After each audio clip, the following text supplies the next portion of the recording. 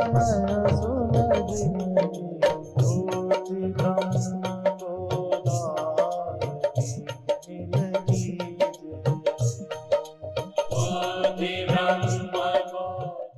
आ गया, मैं तो सिर्फ दर्शन कर रहा हूं। मैंने आंखें हटाई नहीं कि ये गधा आ गया, ये घोड़ा आ गया, ये बिच्छू आ गई, सांप आ गया, सुअर आ गया। तो मैं तो देख रहा हूं, मुझे दिख रहा है। मैं दूर खड़ा हूं, कोई सुअर के ऊपर बैठ जाऊं क्या? मैं तटस्थ असंग दृष्टा।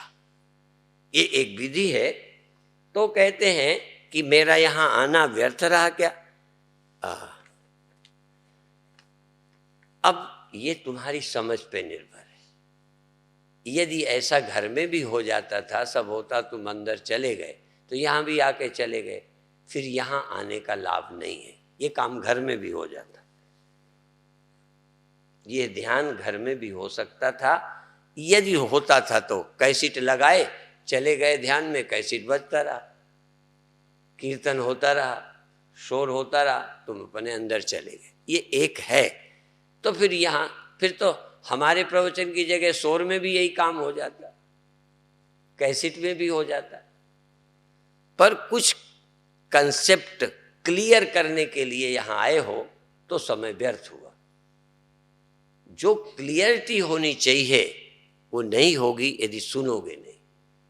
ध्यान में सफल रहे कोई बात नहीं, तो ध्यान की यहाँ बिल्कुल बेकार नहीं। ध्यान में घर में ध्यान लग जाता था, यहाँ भी लग गया, तो यहाँ का लाभ नहीं मिला, ध्यान का तो मिला। कई लोग आनंद में डूब गए, घर में भी डूब जाते थे, यहाँ भी डूब गए, तो वैसे व्यर्थ नहीं गया। लेकिन उस दृष्टि से जब मैं सोचूंगा कि यहां आना, मेरा सुनना आपके लिए व्यर्थ रहा। इसीलिए मैं कहता हूं, पहले या तो ध्यान करके आओ या सुनने के बाद ध्यान करो। सुनते समय क्या कह रहा हूं ये सुनो। कई बार यहां ऐसे भी लोग आते हैं, मैं कहता हूं धीरे धीरे श्वास लो। जो लोग पहले के अभ्यासी आ जाते हैं, किसी गुरु के या मेरे ही बताए पहले के, और जोर दो, मैं कहता भी हूं धीरे, पर उनको इतना मजा आता है। रोज के अभ्यासी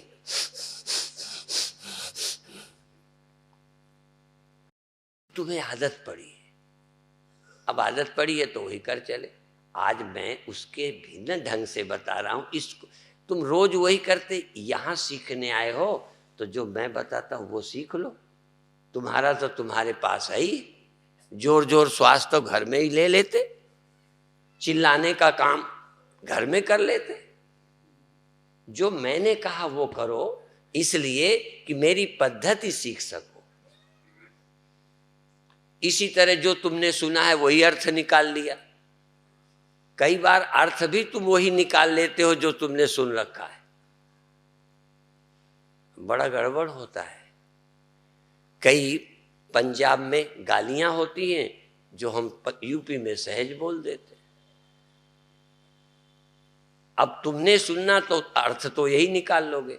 अब आज मैंने किस अर्थ में कहा, एक बार मैं अमेरिका में था तो एक इंटरव्यू वाले ने पूछा बुश के विषय में आप क्या कहते हो। मैंने कहा मुझे किसी व्यक्ति के विषय में मत पूछो, आप वैसे पूछो। तो कहते हैं ताकतवर लोग कमजोरों को दबा देते हैं। तो इंग्लिश में कहा ना उसने, मैं इंग्लिश जानता ही नहीं। तो किसी ने ट्रांसलेशन करके मुझे बताया कि कहते ताकतवर कमजोर को दबा देते हैं।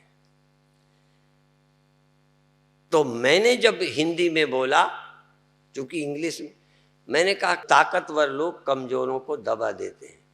तो जिसने ट्रांसलेशन किया वह हिंदी कम जानता था, तो उसने कहता है कि ताकतवर लोग वीक लोगों को मेडिसन, गिफ्ट मेडिसन, दवा देते हैं। समझ गए ना, दवा देते हैं, दवा देते हैं।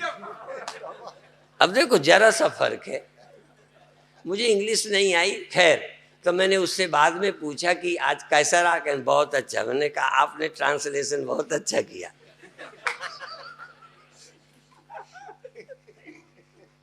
तो अर्थ भी आप अपनी बुद्धि से कर देते। इसलिए मैं क्या कह रहा हूं वो सुनो, आप अपना अर्थ मत लगाओ। मैंने कहा मैं ब्रह्मा हूं। अब चूंकि तुम्हारी समझ में मैं आदमी है, ये देह है, ये असीम नहीं है, ये व्यापक नहीं है। मैं कहता हूं मैं व्यापक हूं, और तुमको एक भाषा मालूम है, मैं माने देह। तुम सबकी दुनिया में मैं माने देह। हम कहते हैं मैं ब्रह्म, तो तुमने अपने स्तर से सुना। अब मैंने कहा मैं अविनाशी हूं, तुमने सुना है, पढ़ते हो देह। मैं कैसे अविनाशी हो सकता है? असल में तुम अर्थ भी वो निकालते हो जहां तुम खड़े हो, वो अर्थ नहीं निकालते जहां मैं खड़ा होके बोलता हूं। इसलिए श्रोता को वहां आके सुनना चाहिए जहां से गुरु बोलता है,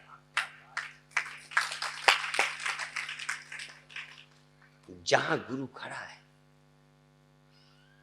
इसीलिए जब कृष्ण कहते हैं सारी दुनिया मेरे से पैदा हुई है, तो लोगों को लगता है बकवास है। कोई आदमी दुनिया पैदा करता है? तो ये आदमी बोला होता ना, जैसे राम सेतु का झगड़ा है, बड़ा चक्कर है। हम तो दोनों तरह से कह सकते हैं कि भाई ये राम सेतु ये मानव निर्मित नहीं है, ये नेचर से है, वो कहते हैं। कई लोग कहते हैं इसलिए सब चक्करबाजी है, तो कहते हैं मानव निर्मित नहीं है। तो हम तो कह सकते हैं कि जिन्होंने बनाया वो सामान्य मानव थे ही नहीं, वो सामान्य आदमी तो नहीं थे, इसलिए मानव की सीमा से ज्यादा थे। वो अति मानव थे, महामानव थे, सामान्य नहीं थे। इसलिए सामान्य मानवों का बनाया नहीं है।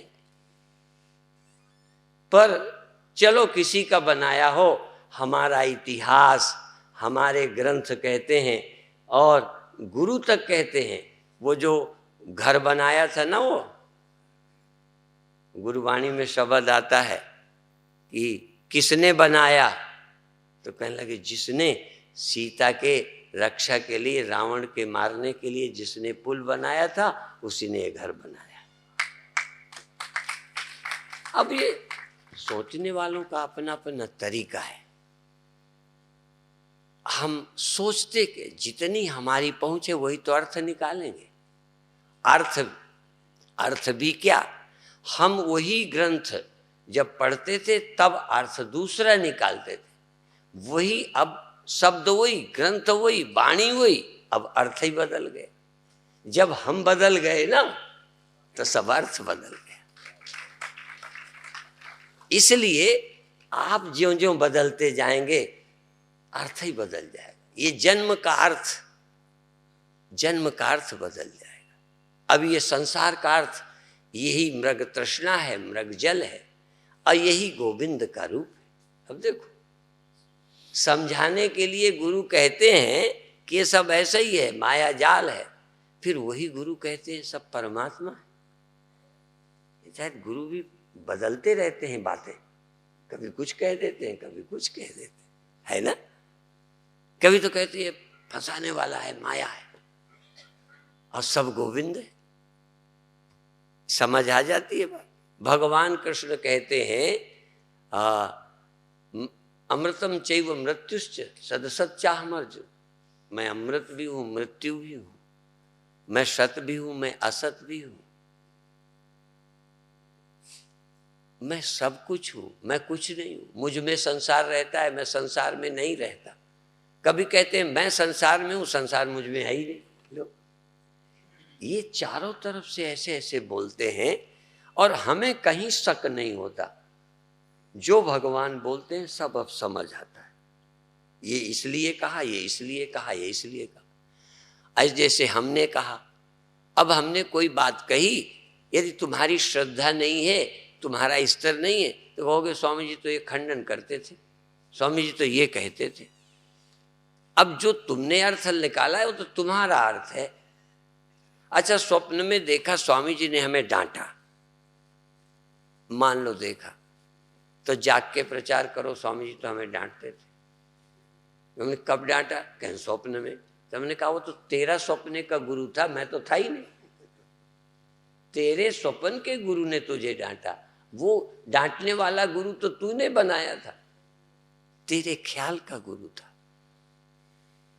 हम अपने ख्यालों में रहते हैं, ये अभी संसार मेरी समझ का है। जब गुरु कहते हैं ये गोविंद है, तो ये गुरुओं की समझ का है, उनकी समझ में ये गोविंद है, अभी हमारी समझ में नहीं है। इसलिए जो जिस स्तर का होता है वो उसी स्तर से देखता है। तो आप लोग आध्यात्मिक जीवन जीने के लिए धीरे धीरे यात्रा करें। पहला ध्यान है, याद दिला दूं, पहला ध्यान ये है कि अपनी इंद्रियों को, हैं तो 5 ज्ञानेंद्री, पर 5 में आंख को सही या कान को सही, नाक को, कोई एक को, पर फिर भी आंख को अपनी जगह बना लो। पलकें ढीली करो, पुतली स्थिर करो, आंखों में हाजिर रहो, आंखों में हाजिर हाजिर हाजिर, आंखें छोड़ो ही मत। जैसे कुछ देर के लिए मान लो मैंने हाथ यहाँ रख लिए, तो कुछ देर यहीं रखे रहें, वैसे बंधन नहीं है पर रखे रहें। ऐसे ही आप अपने मन को अपनी आंखों में बिठा लो, बाहर के लोगों को ना बिठाओ, अपनी आंखों में आप बैठ जाओ, बैठे रहो। कुछ दिनों के बाद, कुछ देर के बाद आपके आंखों में बैठे बैठे कुछ चमत्कार घट जाएंगे। इसी तरह कान में बैठ जाओ। कान में बैठने के लिए यदि नहीं तो कान बंद कर लो, आंख कान बंद कर लो और कानों में बैठे रहो, कान में बैठे रहो, बैठे रहो। बाहर का कुछ सुनने के लिए नहीं, बस कान में बैठे ही रहो। जैसे कई बार बनिया अपनी दुकान बंद करके अंदर अंदर बैठा रहता है, हिसाब किताब करता है, ऐसे तुम बाहर से लौट करके अपनी आंखों में, अपने कानों में आ जाओ और इस पर रहो। ये आपका रहना ही चमत्कार है। बाहर मत भागो, थोड़ी देर यहाँ रहो, चमत्कार है। इसी तरह से तीसरा एक चमत्कार है, अपने पूरे देह में एक जगह योग का है, मूलाधार से लगाकर सहस्रार, एक एक जगह पर बैठो और जगह बदलते जाओ। ये एक विधि है योग की। एक विधि है अपने पूरे देह में ओतप्रोत हो जाओ, ऐसे समा जाओ पूरे देह में जैसे घड़े की जो दीवाल होती है, मिट्टी से कहो तू अपना ध्यान कर, तू घड़े में कहाँ है, तो ऊपर है कि पेंदे में है कि बगल में है, कहाँ है बोलो? पूरे घड़े भर में, जहाँ जहाँ घड़े का अस्तित्व है, पूरे अस्तित्व में मिट्टी है। ऐसे ही आप अपनी चैतन्यता को पूरे देह में ओतप्रोत करो। यद्यपि उपनिषद कहते हैं भूतेषु भूतेषु विचित्य धीरा प्रेत्यास्वाद लोका अमृता भवंती, सारे प्राणियों में अपने होने को देखो, पर सारे प्राणियों में तुम हो ऐसा सोचोगे तो तुम्हें लगेगी कल्पना करवा रहे हैं।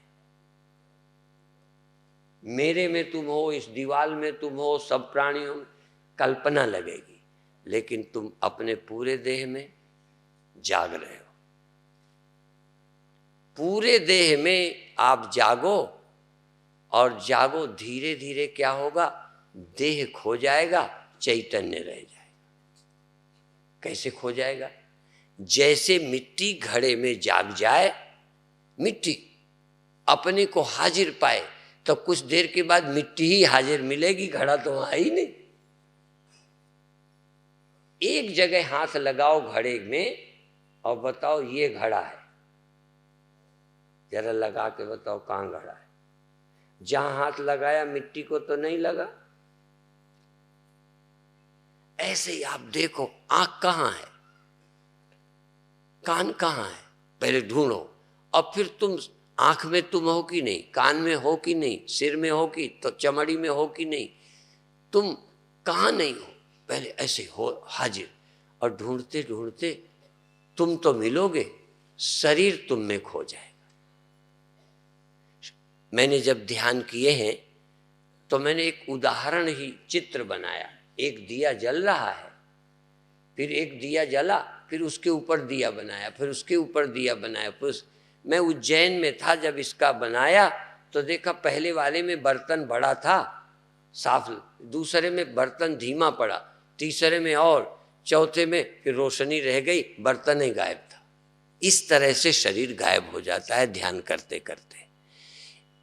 इसी तरह से सारे ध्यान एक तरफ, और जिनके अंदर भगवान की भक्ति है, देखो मंत्र से प्रीति है, गुरु के वाक्यों में भरोसा है, वो और कुछ न करें, भगवान का स्मरण और मंत्र का जाप करें, उसी से तुम्हें सारे चमत्कार हो जाएंगे।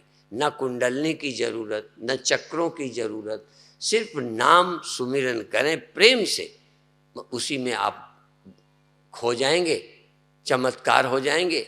शरीर हल्का पड़ जाएगा, रोम रोम पुलकित हो जाएगा, शरीर उठने लग जाएगा, शरीर गायब हो जाएगा, परमात्मा की अनुभूति में मस्त हो जाओगे। तो भक्ति मार्ग वालों का ये ध्यान है, नाम सुमिरन योगियों का चक्र है। और जो आम संसारी हैं वो इंद्रियों में स्थित होकर ध्यान करें। चूंकि आँखों में कानों में रहने की आदत है, थोड़ा बंद कर लीजिए, रुई लगा लीजिए और आंखें बंद कर दीजिए, इनमें उपस्थित रहिए तो आसानी से ध्यान हो जाएगा। इन विधियों का अभ्यास करते हुए, और अंतिम एक प्रेरणा, आप अपने बच्चों को स्वयं नहीं सिखा सकते तो किसी संतों के द्वारा, हाँ, उनको नशे की प्रवृत्ति, जो नहीं पीते उनको समझाना है कि वो कुसंग में पड़ेंगे।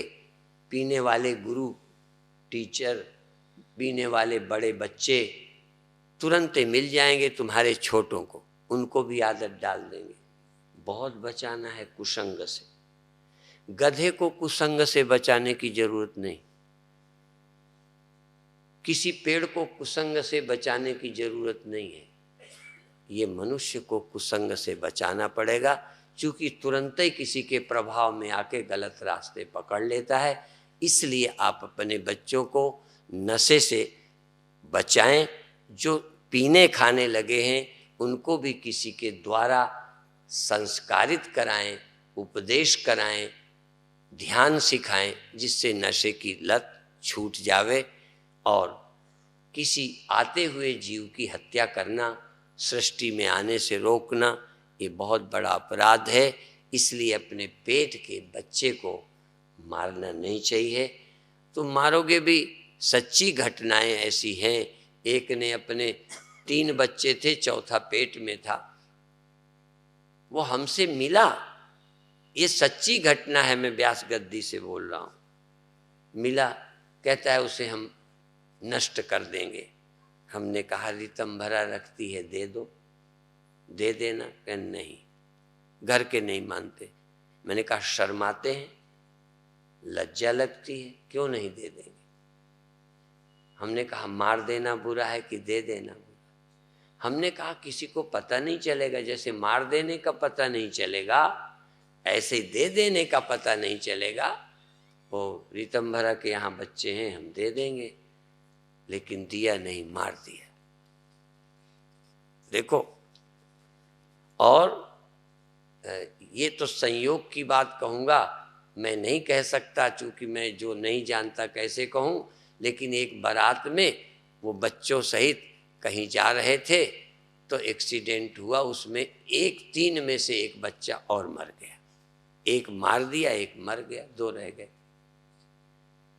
अब देखो, हम अपनी कामनाओं में उलझे हुए, वासनाओं में अंधे हुए, हम मनमानी करते हैं, धर्म को भूल जाते हैं। इसीलिए मैंने परसों शायद कहा था कि मैं उन सबको सच्चे दिल से प्रणाम करता हूं जो अपने धर्म का पालन करते हैं। और दूसरा, मैं गारंटी लेता हूं धर्म के पालने में कष्ट तो जरूर है, सब सुख है सुख नहीं है, ये सच्चाई है। धर्म, हाँ धर्म से लाभ मिलेगा। जैसे काम करने में मेहनत है, ठीक है, लाभ तो मिलता है पे काम में। युद्ध में जो हमारे सैनिक हैं, जरूरत है, लाभ है, लेकिन जरूरत, ये तो सच नहीं है कि सैनिक को खतरा नहीं है। जो मिलिट्री में खतरा नहीं है, बड़े खतरे हैं, फिर भी लोग जाते हैं, भर्ती होते हैं। इसी तरह से धर्म में कई संकट हैं, पालना आसान नहीं है, पर यदि धर्म को पालोगे तो तुम्हारी गति होगी, इतना हम पक्की कह सकते हैं।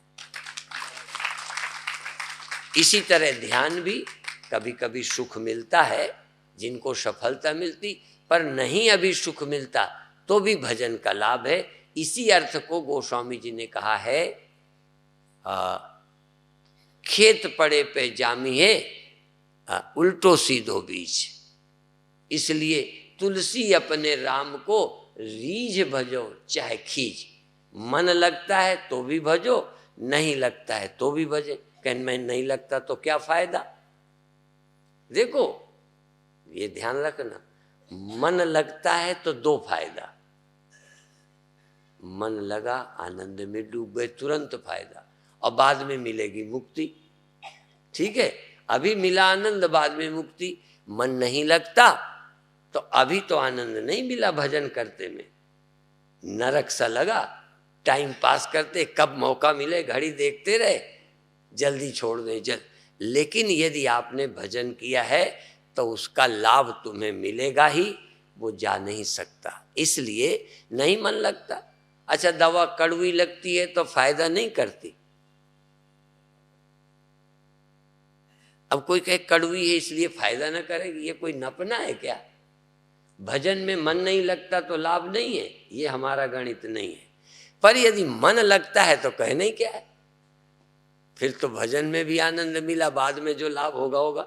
यदि आपको खेत जुताई में, मेहनत करने में, धंधा करने में, पढ़ाई में मन लगता है तो पढ़ते समय भी आनंद मिला, खेलते समय आनंद मिला, और कंपटीशन में गए तो इनाम मिला, दो हो गए ना।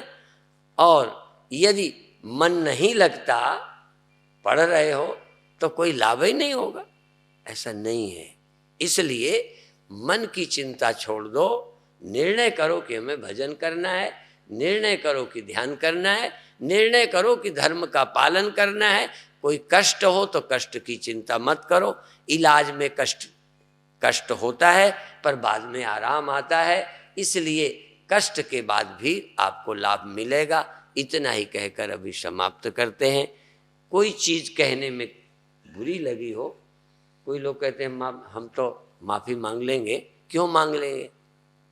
इसलिए नहीं कि मुझे कोई फायदा नुकसान है, इसलिए कि तुमको राहत मिल जाएगी यदि चोट लगी हो। हाँ, और हमारा भाव ये है, किसी मत पंथ के खिलाफ निकल गया हो तो मत पंथ की आलोचना लक्ष्य नहीं है, आपको सच्चाई की तरफ ले जाना लक्ष्य है। इसलिए आप सत्य की ओर बढ़ते चलें। चरैवैति तमसो माँ ज्योतिर्गमय, अस्तो माँ सद्गमय, मृत्योर्मा अमृतम गमय। धीरे धीरे चलते जाओ अनात्मा से आत्मा की ओर, जिससे आपका जीवन धन्य होगा। कठिनाइयाँ आती हैं, आती रहेंगी, चिंता मत करो, अपने रास्ते में चलते जाओ, विघ्नों को की परवाह नहीं करो। बस इतना ही कहकर समाप्त कर रहे हैं। ओम शांति शांति शांति।